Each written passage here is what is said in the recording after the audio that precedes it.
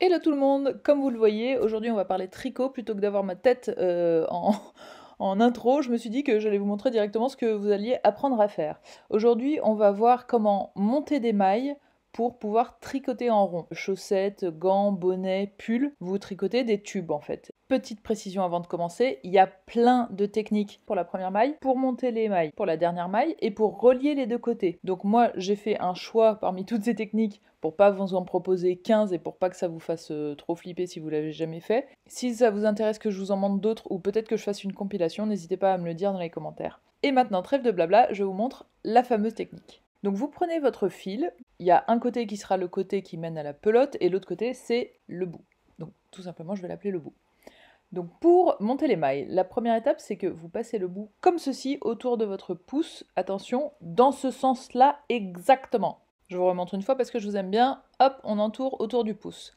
Ensuite, la partie qui mène à la pelote, on la coince entre l'index et le majeur. Et le bout, très important, il va falloir venir le coincer soit entre votre annulaire et votre auriculaire, soit en dessous des deux. Moi, je fais ça en général. Ensuite, vous prenez vos aiguilles circulaires et vous allez venir passer dans la première boucle qui est autour du pouce et vous allez prendre le fil de l'index par en dessous et le ramener dans la boucle du pouce. Et là, vous serrez bien et vous avez votre première maille. Attention, la même au ralenti. Donc, la boucle du pouce. Ensuite, on passe sous le fil de l'index et on ramène l'aiguille avec le fil dessus, bien sûr, dans la fameuse boucle du pouce du départ et ensuite on serre. Pour former les autres mailles, vous passez votre deuxième aiguille, donc qui est à l'extrémité de l'autre, dans cette première maille, du bas vers le haut et derrière la première. Vous prenez le fil et bien celui qui va à la pelote, hein, faites gaffe. Vous entourez l'aiguille de derrière et très doucement vous allez la descendre en gardant le fil que vous venez d'entourer autour. Et en sortant, vous tirez dessus, attention, on ne lâche rien, on tire juste dessus pour qu'il se détende un peu. Et avec l'aiguille de gauche, on va venir passer par devant puis par en dessous pour aller prendre cette maille-là. Hop, vous voyez, on rentre et on reste devant l'aiguille. Et là, si vous regardez bien, on est revenu à l'étape 1. On a les deux aiguilles ensemble dans la même maille. On reprend le fil de la pelote. On va venir le réentourer autour de l'aiguille de derrière. On redescend l'aiguille de droite. Là, ça peut être dur, hein, ce passage de ne pas perdre le fil, etc. Mais accrochez-vous, au bout d'un moment, ça devient beaucoup plus naturel. On détend la maille en tirant un petit peu dessus. L'aiguille de gauche se met devant et en dessous et va venir se croiser. Hop, alors parfois on la croise derrière, hop, mais on la remet bien devant à chaque fois.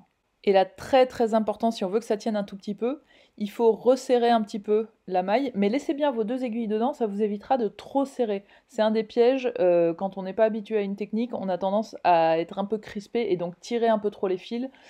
Donc n'hésitez pas à vous dire que vous faites exprès de laisser un peu lâche. Et en fait, c'est ces quelques petites étapes que vous allez répéter autant de fois qu'il vous faut de mailles. Là, vous voyez, j'en suis à 3 mailles.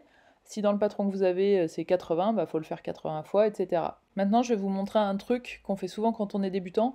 Au moment de sortir la maille et de tirer un peu, hop, on tire un peu trop, et ah, il y a toute la maille qui sort. Pas de panique, il vous suffit d'enlever votre aiguille de la nouvelle maille que vous étiez en train de faire, de retirer sur le fil, hop, ça se défait et on repart à zéro. Enfin, on repart de la dernière maille qu'on a faite, et on souffle, et on respire, et on va peut-être boire un coup, si jamais c'est trop de stress. Bon, je vais pas vous filmer toutes les mailles, je vous retrouve quand j'ai terminé le tour. J'ai changé de couleur de fil parce que je trouve qu'on voit mieux pour la fin. Quand vous terminez, ça vous donne quelque chose comme ça, et là, ce qui est très très important, c'est surtout que au moment de rejoindre les deux extrémités, donc on va faire un point ici qui va vous permettre d'avoir ce tube, il faut surtout que, comme vous le voyez ici, toutes les mailles qu'on a créées là soient du même côté de l'aiguille. Faut surtout pas qu'il y ait de twist, et un twist, je vais vous en montrer un par exemple, c'est si ça fait ça. Par exemple, ça, c'est interdit, c'est prison à vie, c'est perpète. Ok.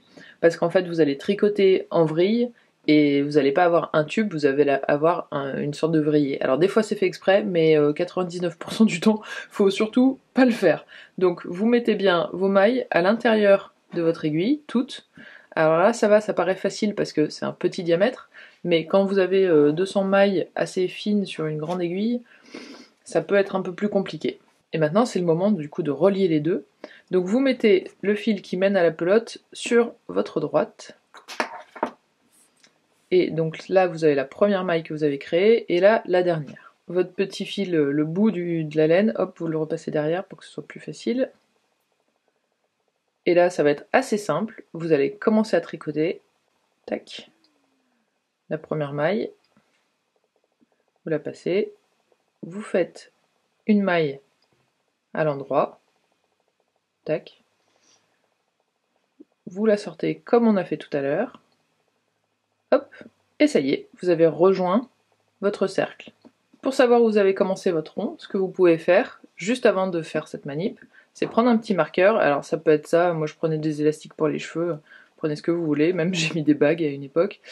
Hop, comme ça vous savez où vous avez commencé votre rang, et il n'y a pas d'erreur au rang suivant. Je vais y arriver. Avec des aiguilles aussi petites, on a juste l'impression d'être un géant, et moi ça me fait un peu bizarre. Et voilà, vos deux rangs sont reliés. Faut faire attention quand vous allez continuer justement à ce que ça ne fasse pas ça. Vous voyez, là la maille elle est hyper longue, et du coup si je continue à tricoter et que je laisse cette maille longue, et ben au bout d'un moment mon cercle, à cet endroit là, la maille va être hyper large et ça va se voir et ça va être très très moche. Donc au moment où vous avez fait ça, cette première maille du deuxième rang, n'hésitez pas à tirer un petit peu sur le fil de la pelote, pour être sûr que le cercle soit parfait. Et par contre, faut pas trop tirer, moi c'est un peu mon défaut, c'est qu'au bout d'un moment, j'ai tellement peur que ce soit lâche que je serre vachement et que c'est un peu tendu. Donc normalement, il y a la même distance entre toutes les mailles du cercle. Et au fur et à mesure où vous allez tricoter, vous décalez celle-ci vers le bas et vous poussez un peu celle-ci vers le haut. Si vous peinez vraiment énormément à les faire glisser sur l'aiguille, c'est que vous avez beaucoup trop serré. Dans ces cas-là, je vous conseille vivement de tout défaire et de tout refaire. Il vaut mieux perdre un quart d'heure, une demi-heure, même si c'est 3 quarts d'heure parce qu'il y a énormément de mailles sur le premier rang, et être zen tout le reste du tricot, plutôt que de péter un câble à chaque rang.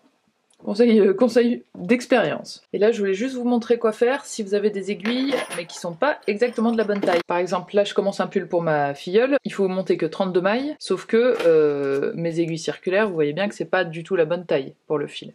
Donc ce que vous faites dans ces cas-là, c'est que vous prenez la moitié des mailles, donc là vu que c'est 32 ce sera 16, 14, 16, hop, vous faites glisser jusqu'au fil, et une fois que vous êtes sur le fil, vous allez tirer le fil,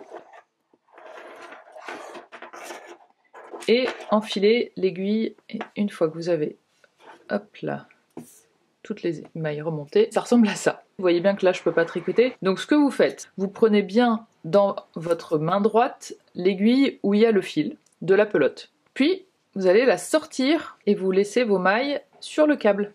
Vous assurez toujours bien qu'il n'y ait pas du tout de twist ou que ce soit. Et là, vous allez venir tricoter votre première maille. Si votre patron vous dit maille à l'endroit, vous faites une maille à l'endroit. Si votre patron vous dit maille à l'envers, vous faites une maille à l'envers. Et voilà, cette technique n'a plus de secret pour vous. Je vous laisse sur des images de tricot en folie un petit peu accélérées. J'espère que vous allez le faire, pas seulement si vous avez un projet, mais aussi juste pour vous entraîner. Vous faites un nombre de mailles au hasard. Si vous le faites et que vous postez votre premier tour sur Aiguille Circulaire sur Instagram, n'hésitez pas à me taguer, @MarionBloch. Vous êtes de plus en plus nombreux et nombreuses à le faire et ça me fait trop plaisir de voir vos réalisations. Je vous souhaite une merveilleuse semaine, un très bon tricot et je vous dis à la semaine prochaine, ce sera de la couture cette fois. Bye bye!